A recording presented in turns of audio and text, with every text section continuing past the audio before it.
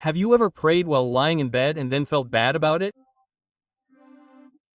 It may sound like a trivial or even humorous question, but the truth is that this simple question reveals a spiritual dilemma that many believers struggle with in silence. It is common for sincere Christians to wonder, does God listen to my prayers if I am not kneeling? Deep down, there is a sense of guilt that arises from the idea that our physical posture can invalidate our words, as if God gives more importance to the position of our body than to the sincerity we carry within our soul. But is that really the case? Could it be that we are caught between reverence and ritualism? The question goes far beyond the external. It confronts us with a profound look at how we understand our relationship with the divine. To answer it, it is necessary to look beyond customs and explore what the Word really teaches us about the act of prayer. If this topic awakens something in you, don't forget to like the video and subscribe to the channel here. This way, you will continue to receive content that builds your spiritual life and strengthens your walk with God. Throughout history, many Christian traditions have emphasized specific postures when praying: kneeling, clasping hands, bowing the head. These gestures did not arise by chance. They carry a very strong symbolic weight. They reflect humility, respect, and an attitude of total surrender. Even in the biblical accounts, we see that Jesus himself knelt to pray in moments of deep anguish, such as in the Garden of Gethsemane according to Luke chapter 22 verse 41. We also find kings and prophets prostrating themselves to the ground as a way of crying out to the Creator. However, it is vital that we do not confuse symbols with unbreakable rules. There is a big difference between expressing reverence and turning gestures into mandatory conditions. Prayer, in essence, is a living, intimate, and continuous conversation with God. And if we explore the scriptures carefully, we will see that there is an enormous diversity of ways to pray. Some pray standing, others walking, some even crying or in absolute silence. There is no single mold. What matters is the sincere connection, not the external form.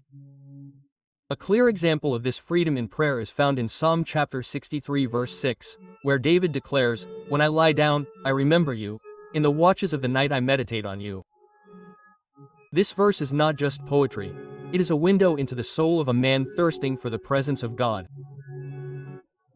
David is going through a critical time, probably taking refuge in the Judean desert, perhaps fleeing from enemies or facing the consequences of difficult decisions. There is no temple, no crowds, no rituals. He is alone, lying down in the darkness, probably under a starry sky or inside a cave.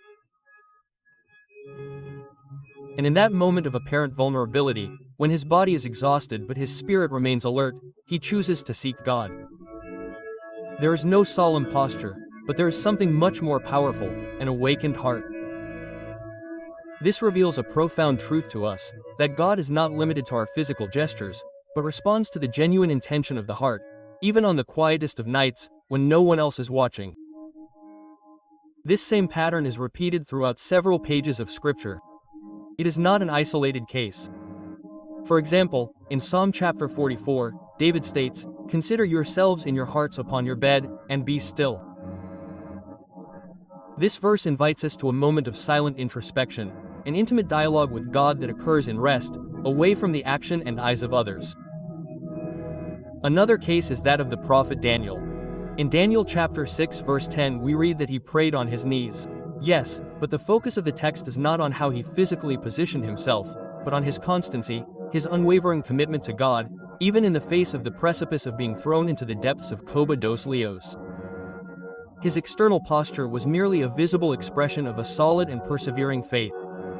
Furthermore, in 1 Thessalonians chapter 5 verse 17, the Apostle Paul gives us a powerful and radical exhortation: pray without ceasing. This call completely transforms the way we understand prayer. It is no longer about isolated moments, but an ongoing attitude. It implies that we pray while walking down the street, while working, while sitting, while lying down, even in the midst of everyday chaos. It is a continuous communion, a living bond that does not depend on a place, a time, or a posture. What is essential is where our heart is directed. God is not counting how many times you kneel. He looks at the sincerity with which you address Him in any circumstance. The night then becomes a sacred space for the soul, a place where the external fades away and only the essence remains. When we look closely at Psalm chapter 63, we see that David does not only pray during the day. In verse 1 we find him seeking God early in the morning, and in verse 6 we also see him during the night watches. This sequence reveals something profoundly revealing. For David, God's presence was not limited by the light of day, by the temple, or by specific religious practices. He experienced that presence in the most unexpected moments, in the solitude of the desert, in the midst of the deepest silence, when the body rests but the spirit remains awake. Praying while lying down is not an act of spiritual neglect, as many might think. On the contrary, it can be one of the most authentic expressions of a faith that remains alive even in vulnerability. There are no masks in the darkness, no onlookers to judge, only a naked soul remains before its Creator. There, between the stillness of the night and the whisper of a yearning heart, something sacred happens. Intimacy with God is not pretense. It is manifested in the sincere sigh, in the thought that rises in silence, in the awareness that He is present even when everything is on pause. And when it comes to understanding that intimate and real dimension of prayer, few Christian thinkers have expressed it with such depth and honesty as C.S. Lewis did. Although he was not a theologian in the traditional sense, his passion for God and his spiritual sensitivity allowed him to communicate eternal truths with uncommon clarity. In his letters, essays, and works, Lewis did not set out to establish a rigid doctrine on how to pray. What he did was much more valuable. He shared his own experiences, his internal struggles, his moments of doubt, and his personal encounters with God. Among his many reflections, there is one that fits perfectly with our theme: prayer that arises from action, from the bed, from that space where the body rests but the soul does not disconnect. In his work A Malcall Letters, a book in which he speaks with admirable frankness about prayer in daily life, Lewis addresses precisely this issue, not from a theoretical perspective, but from practice, from lived experience, from that place where faith does not need grand gestures to be authentic. Lewis wrote about prayer with disarming honesty, with a closeness that connected with the reader beyond theory. He did not hide his internal struggles, nor did he try to feign an unattainable spirituality. In his writings, especially in letters to Malcolm, he shares his own experiences with prayer and does so from a real, unpretentious place. He speaks of the conflict that many of us face, the tension between what is external and what is internal, between the way we pray and what we truly feel in the depths of our souls. In one of these letters he confesses something that resonates with all of us. Sometimes I find myself praying lying in bed and feeling guilty for not being on my knees. But I have also found myself kneeling and noticing that my mind is completely disconnected from God. This confession, although simple, reveals an immense truth. Authenticity carries more weight than appearances. It is not that Lewis disdained gestures of reverence. On the contrary, he recognized the symbolic value of kneeling, of raising one's hands, of following certain liturgical expressions, but he insisted that these acts only have meaning and arise from sincere faith, not from empty custom. Did he know that there are times when the body can help us focus on God, to focus the soul? But he also understood that there are circumstances in which the body is simply exhausted, weak, sick, or limited. And yet the need to speak to God remains. Sometimes it is in these moments of fragility that prayer becomes most genuine. It is precisely there that his reflection aligns with what we see in Psalm chapter 63. For Lewis, prayer was not a set of formulas or correct postures. It was a direct entry into contact with reality, not with some vague idea of divinity, but with a living, personal, present, and profoundly holy God. This intimate encounter with the Creator rules out any attempt to turn prayer into a mechanical or empty act. Lewis emphasized that God is not a rigorous judge who evaluates the etiquette with which we present ourselves, nor a distant spectator who expects perfection in our gestures. He is a father, and like any good father, what he values most is the honest closeness of his children. Even when that closeness comes in the form of a whisper at night, from a bed, amidst scattered thoughts, in the midst of physical or emotional fatigue. One of the most striking analogies that Luis proposes is precisely that. Many people approach prayer as if they were performing a formal act before an earthly king. They believe that every word must be eloquent, every gesture precise, every thought controlled. But God is not that kind of king. He does not seek perfection in protocol, but truth in intention.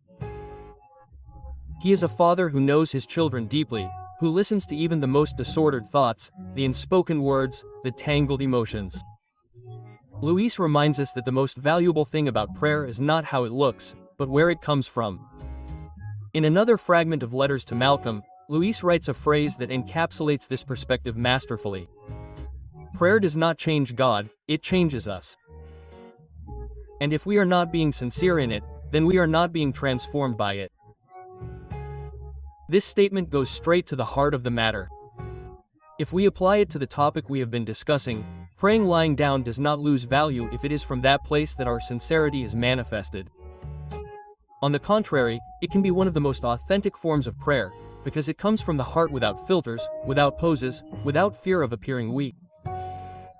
What God seeks is that inner truth, that transparency that truly connects us with Him. A sincere prayer made from bed with attention and dedication can be much more valuable than 1,000 mechanical repetitions performed on our knees with our minds wandering far from God. C.S. Lewis deeply understood the limitations of the human body. He knew that the passage of time weakens us, that illnesses catch up with us, that there are days when we simply do not have the strength to even kneel. But that was never an obstacle for the soul that wishes to connect with its Creator. He himself spent entire nights lying down in prayer, especially during the days of suffering alongside his wife, Joy, when she was gravely ill. It was precisely there, in that place of total vulnerability, that Luis learned to trust more deeply in God's love, a love that endures even when life becomes painful, confusing, and silent. One point that Luis courageously criticizes is the danger of spiritual pride disguised as devotion. It is easy to fall into the trap of doing certain things out of reverence when in reality what we seek is to feel that we are meeting a standard, that we are doing the right thing. Kneeling, speaking loudly, using fancy words, sometimes these do not come from a place of love for God, but from a desire to feel more spiritual. This creates a false sense of worthiness, as if we are earning points with God for our outward posture. Luis warns us clearly. God does not want a performance, He is not expecting a perfect presentation. He wants truth, He wants us to present ourselves as we are. And praying while lying down can be precisely that, a profound act of humility, a silent confession that our strength fails, but our soul continues to seek His face. In many moments, that prayer from bed, tired and honest, can be the purest thing we have to offer. In short, C.S. Lewis never undervalued reverence. In fact, he considered it meaningful when it came from the heart, but for him sincerity always came before formality.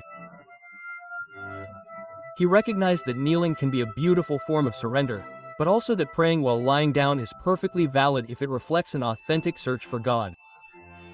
Because what transforms is not the form, it is the truth with which we surrender.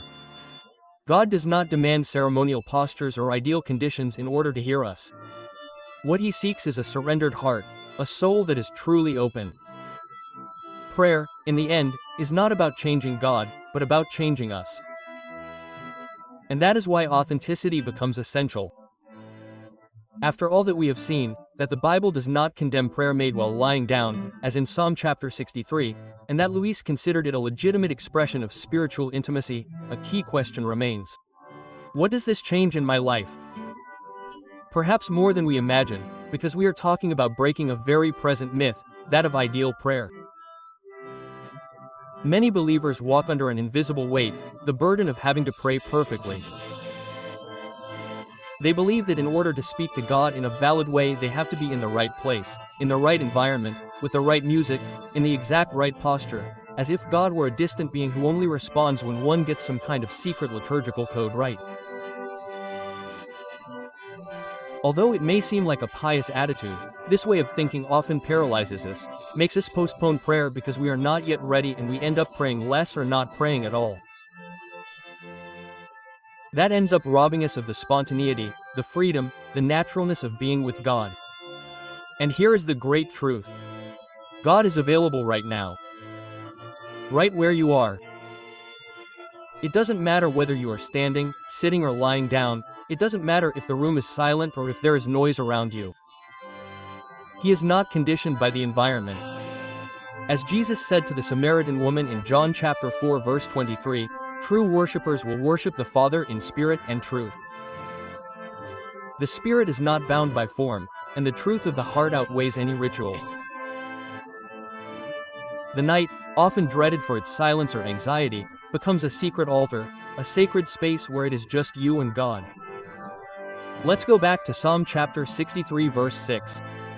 When I lie down, I remember you. I meditate on you during the night watches. How many times have you woken up in the middle of the night with a troubled mind or gone to bed with a heart full of worries, trying to mumble a little prayer before falling asleep? Maybe you didn't use pretty words. Maybe you didn't even manage to finish that prayer before falling asleep. But God was there. He heard every unspoken word. He understood every confused thought, and most importantly, He saw the sincere intent of your heart. The bed, in this context, can become an altar, not an altar made of gold or silver, marble, nor a ritualized place full of formalities, but an intimate secret space, where the soul surrenders itself with total simplicity. As the great Puritan theologian Thomas Watson said, prayer is the breath of the soul, and breath is not measured by gestures, but by life. If your soul breathes for God in silence, just before sleeping, even while lying down, that is true, legitimate, powerful prayer. When weakness becomes prayer, something sacred happens. There are people who, due to illness, old age or physical limitations, can no longer kneel, speak aloud or even sit up. Some can barely move their lips, others have been bedridden for years. And does God hear them less? Absolutely not. The scriptures are full of examples of men and women who in their frailty raised prayers that shook heaven. Hannah prayed silently, almost without making a sound, and she was heard. 1 Samuel 1:13. Jonah prayed from inside the great fish. Jonah chapter 2. Paul prayed chained in prison. John prayed from the exile. David did it in the desert. And you, in your room, lying down, perhaps with your eyes full of tears or simply exhausted, barely murmuring, God, I am here. You are on the same spiritual line as those giants of faith. Because what God looks at is not your body language, but the state of your heart. He reaches out to the broken, the tired, the sincere, transforming the everyday into prayer. That was one of C.S. Lewis's great calls. He encouraged us to pray at all times and in all positions, because our whole life can become a dialogue with God. In his reflections he said, sometimes the best prayers are those that we can't even put into words. And it's true, on many occasions the most sincere prayers spring up when we are lying down, without an audience, without pretense, just us and God. And in that space without filters, without spectacle, the soul reveals itself as it is. Therefore, make ordinary moments, when you go to bed, when you wake up, on sleepless nights, true appointments with the Father. Don't expect everything to be perfect. You don't need dim lights, soft music, or the ideal posture. Pray with what you have. Pray where you are, pray as you are. There are no barriers between you and God. Here's a simple practice that can transform your relationship with the spiritual. Before going to sleep, simply lie down, turn off the light, and take a deep breath. Remember that God is there with you. You don't need to search for pretty words. Tell Him what you have inside, even if it's chaotic or incomplete. If you fall asleep praying, don't feel bad. You fell asleep in the arms of the Father, and there's no better place to rest. This type of prayer can make your spirituality more present, more human, closer, not something technical or forced. A prayer born of dependence, not of appearances. Because the true value of prayer is not in its form, but in the trust with which we do it. Praying lying down can actually be the purest symbol that you trust God completely, even when there is nothing else you can do. It is a humble, unadorned prayer, a surrender that says, "Father, here I am, tired, but yours." And He always responds. Don't feel guilty about praying lying down. God does not respond to those who get the posture right. He responds to those who pray in spirit and in truth. David prayed lying down. C.S. Lewis did too. Millions of sincere believers do it every night, and God is pleased with that. May your bed also be your altar. May the night vigils become your most intimate moments with the Father, because He is there always waiting for you. If this topic awakens something in you, don't forget to like the video and subscribe to the channel here. That way you will continue to receive content that edifies your spiritual life and strengthens your walk with God.